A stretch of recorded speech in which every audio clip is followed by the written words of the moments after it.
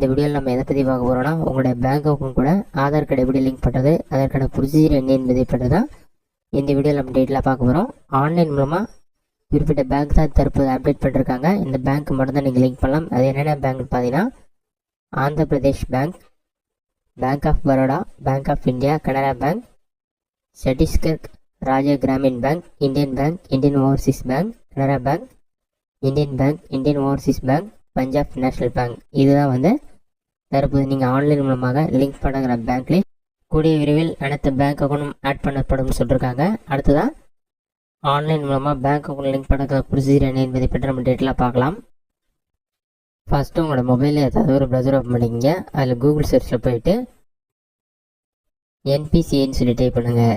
அந்த மாதிரி நீங்கள் டைப் பண்ணி வைக்க கொடுத்தீங்கன்னா ஃபஸ்ட்டு எழுதுனே npci.org.in ஒரு வெப்சைட் ஆகும். அந்த வெப்சைட்டை வந்து செலக்ட் பண்ணுங்கள். அந்த வெப்சைட் ஒரு 5 செகண்ட்ஸ் லோட் ஆகும். லோட் ஆகி கம்ப்ளீட் ஆன பிறகு இந்த மாதிரி தான் ஷோ ஆகும். இதில் நிறைய ஆப்ஷன் இருக்கும். இதிலே பார்த்தீங்கன்னா கன்சியூமர்னு ஒரு ஆப்ஷன் கொடுத்துருப்பாங்க. அந்த ஆப்ஷனை செலக்ட் பண்ணுங்கள். அதை கிளிக் பண்ணிங்கன்னா பாரத் ஆதார் சீடிங் எனபிளர் பேஸ்னு ஒரு ஆப்ஷன் இருக்கும். அந்த ஆப்ஷனை வந்து செலக்ட் பண்ணுங்கள்.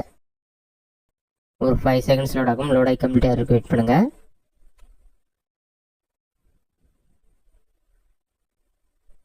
லோட் ஆகி கம்ப்ளீட் ஆன பிறகு ரெக்வஸ்ட் ஃபார் ஆதார் சீடிங்னு ஒரு ஆப்ஷன் கொடுத்துருப்பாங்க. ஃபஸ்ட் நான் வந்து எப்படி ஆதார் சீட் பண்ணுறது நான் ஷோ பண்ணுறேன். அதன் பிறகு ஆல்ரெடி உங்களோட ஆதார் கார்டு கூட என்ன பேங்க் உங்களுக்கு லிங்க் இருக்குன்னு ஸ்டேட்டஸ் எப்படி செக் பண்ணுறது என்பதை பற்றி பார்க்கலாம். ரெக்வஸ்ட் ஃபார் ஆதார் சீடிங்கில் உங்களோட ஆதார் கார்டு நம்பர் என்டர் பண்ணுங்கள். நெக்ஸ்ட்டு சீடிங் டிசீடிங் 2 ஆப்ஷன் இருக்கும். நீங்கள் வந்து சீடிங் செலக்ட் பண்ணிங்க. நெக்ஸ்ட்டு உங்களோட பேங்க் நேம் செலக்ட் பண்ணுற மாதிரி இருக்கும். நீங்கள் ஜஸ்ட் ஏன்னு சொல்லி டைப் பண்ணிங்கன்னா என்னென்ன பேங்க்லாம் இருக்குன்னு சொல்லி உங்களுக்கு லிஸ்ட்டு ஷோ ஆகும். இதில் எந்த பேங்க்கோ உங்கள் பேங்க் வந்து செலக்ட் பண்ணுங்கள். நெக்ஸ்ட்டு சீடிங் டைப் வந்து 3 ஆப்ஷன் கொடுத்துருப்பாங்க. ஃப்ரெஷ் சீடிங், ஏற்கனவே ஒரு பேங்க் அக்கௌண்ட்டில் வந்து 2 அக்கௌண்ட் உங்களுக்கு இருக்குது. ஒரு அக்கௌண்ட்லேருந்து மற்றொரு அக்கௌண்ட்டுக்கு வந்து நீங்கள் ஆதார் கார்டு சீட் பண்ண நினச்சிங்கன்னா செகண்ட் ஆப்ஷன்.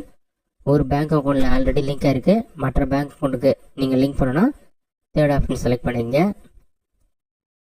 நெக்ஸ்ட்டு உங்களோட account number bank account number enter பண்ணி மறுபடியும் கன்ஃபார்ம் பண்ணிவிட்டு டேர்ம்ஸ் அண்ட் கண்டிஷன் டிக் பண்ணிவிட்டு கேப்சா என்டர் பண்ணி ப்ரொசீட் ஆப்ஷனை கிளிக் பண்ணிங்கன்னா உங்களோட ஆதார் கார்டு கூட லிங்கான மொபைல் நம்பருக்கு ஓடிபி வரும். ஓடிபி என்டர் பண்ணி சப்மிட் கொடுத்தீங்கன்னா உங்களோட ரெக்வஸ்ட் சப்மிட் ஆகிடும். அதன் பிறகு உங்களோட பேங்க்கில் செக் பண்ணிட்டு அப்ரூவல் கொடுத்தாங்கன்னா உங்களோட ஆதார் கார்டு வந்து பேங்க் அக்கௌண்ட்டோட வந்து லிங்க் ஆகிடும். இதுதான் வந்து ஆதார் கார்டு மற்றும் பேங்க் அக்கௌண்ட் லிங்க் பண்ணுறதுக்கான மெத்தட்.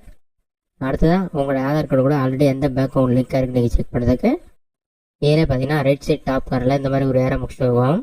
அதை கிளிக் பண்ணிங்கன்னா ரைட் சைடில் பார்த்தீங்கன்னா check your service status, get Aadhaar map status, get Aadhaar mapping history 4 option இருக்கும். நீங்கள் வந்து கெட் ஆதார் மேப் ஸ்டேட்டஸ் ஆப்ஷனை செலக்ட் பண்ணிவிட்டு உங்கள் ஆதார் கார்டு நம்பர் என்டர் பண்ணுங்கள்.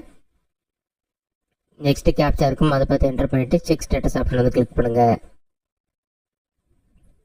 செக் ஸ்டேட்டஸ் ஆப்ஷனை கிளிக் பண்ணினா உங்களோட மொபைல் நம்பருக்கு ஓடிபி வரும். அந்த ஓடிபி நம்பரை பார்த்து என்டர் பண்ணுங்கள்.